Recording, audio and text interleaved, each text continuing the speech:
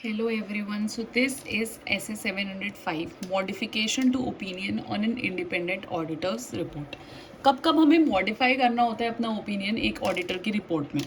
Objective क्या है auditor का? To express appropriately modified opinion that financial statements are not free from material misstatement या unable to obtain sufficient and appropriate audit evidence. कब express करेंगे modify opinion? जब financial statement में material misstatement है या हम अपना sufficient and appropriate audit evidence नहीं ले पाए. Decision regarding which type of modified opinion is appropriate depends upon. कौन सा मॉडिफाइड ओपिनियन कब लगाना है, कैसे देखेंगे हम. Nature of matter giving rise to modification, क्या नेचर है, या auditor's judgement about pervasiveness of effect क्या है.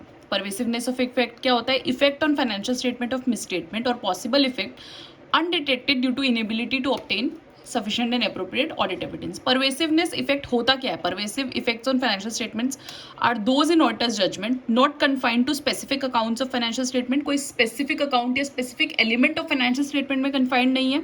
अगर है भी तो वो represent नहीं करते substantial portion, या वो represent करते हैं substantial portion सॉरी, और disclosures जो हैं वो fundamental to users understanding है, तब आप इसको परवेसिव कहोगे. अब type of opinion, the most important thing, I think पूरे ऑडिट में मोस्ट इंपॉर्टेंट थिंग है कि किस टाइप का ओपिनियन हमको कब देना है.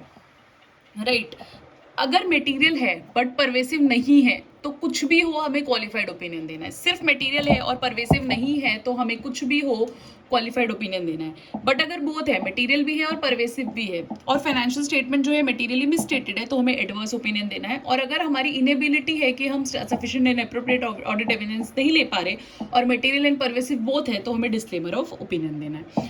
अब इनेबिलिटी कब होती है? जब लिमिटेशन ऑफ स्कोप आ जाता है मैनेजमेंट का after auditor has accepted engagement की. जब एंगेजमेंट एक्सेप्ट करी थी तब तो नहीं, पर बाद में मैनेजमेंट ने जो है लिमिटेशन ऑफ स्कोप लगा दिया, तो आप रिक्वेस्ट करोगे मैनेजमेंट को उसको लिमिटेशन ऑफ स्कोप को रिमूव करने के लिए. अगर मैनेजमेंट मना करता है नहीं भाई हम नहीं हटाएंगे, तो आप ऑल्टरनेटिव प्रोसीजर्स करोगे. आप पॉसिबल इफेक्ट देखोगे अनडिटेक्टेड मिस स्टेटमेंट का. अगर मटेरियल परवेसिव नहीं है, एनी केस आपको क्वालिफाइड ओपिनियन नहीं देना है, आप दे दोगे. अगर दोनों है तो आप विड्रॉ कर लोगे.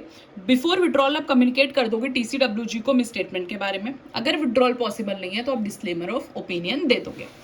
Okay, then communication of TCWG. हमें TCWG को क्या कम्युनिकेट करना है? क्या सर्कमस्टांसेस हैं that led to expected modification and wordings.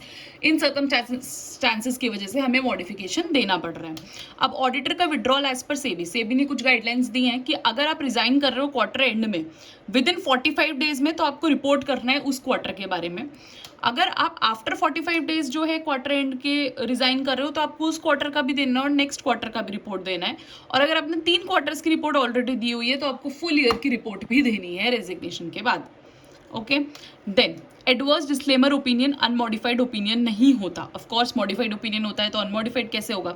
Then form and content of report when modified. जब मॉडिफाइड हो जाएगा और क्वालिफाइड है तो आपको क्या वर्डिंग्स लिखने हैं. Again this part is important क्योंकि ड्राफ्टिंग का क्वेश्चन आ जाता है आजकल डायरेक्टली कि ड्राफ्ट करो क्वालिफाइड ओपिनियन है, ड्राफ्ट करो एडवर्स ओपिनियन है. तो form and content of report आप कैसे लिखोगे? क्वालिफाइड में आप क्या वर्डिंग्स लिखोगे? Except for the effect of matters.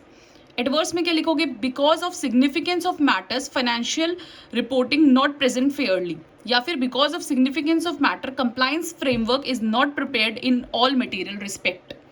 और अगर डिस्क्लेमर आता है तो आप 3 चीजें लिखोगे. Auditor not express opinion, not able to obtain sufficient and appropriate audit evidence, and amend statement that indicates financial statement have been audited whether auditor has engaged to audit financial statement.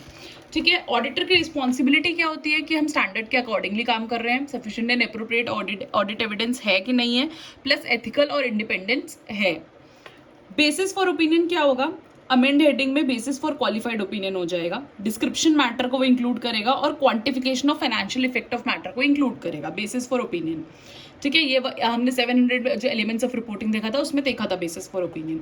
फिर material misstatement अगर आपका disclosure का है तो आप explanation दे दोगे. अगर not disclosure का है तो आप डिस्कस करोगे TCWG के साथ और डिस्क्राइब करोगे ओमिटेड इन्फॉर्मेशन जो डिस्क्लोज नहीं हुई है, इंक्लूड करोगे ओमिटेड डिस्क्लोजर्स और sufficient and appropriate audit evidence obtained हुए हैं कि नहीं उसके लिए. और अगर इनेबिलिटी हो गई तो आप रीजंस बता दोगे और इंक्लूड क्या नहीं करोगे? Statement, sufficient and appropriate audit evidence जो ऑब्टेन हुए हैं, या ऑडिटर्स रिस्पॉन्सिबिलिटी. एडवर्स और डिस्क्लेमर है तो अदर मैटर्स है that would have required modification to opinion. Other matters क्या हैं जो आपका ओपिनियन को मॉडिफाई करवा रहे हैं? ठीक है. So this is essay 705. I hope you like it. If you like it, please like, share and subscribe. Thank you.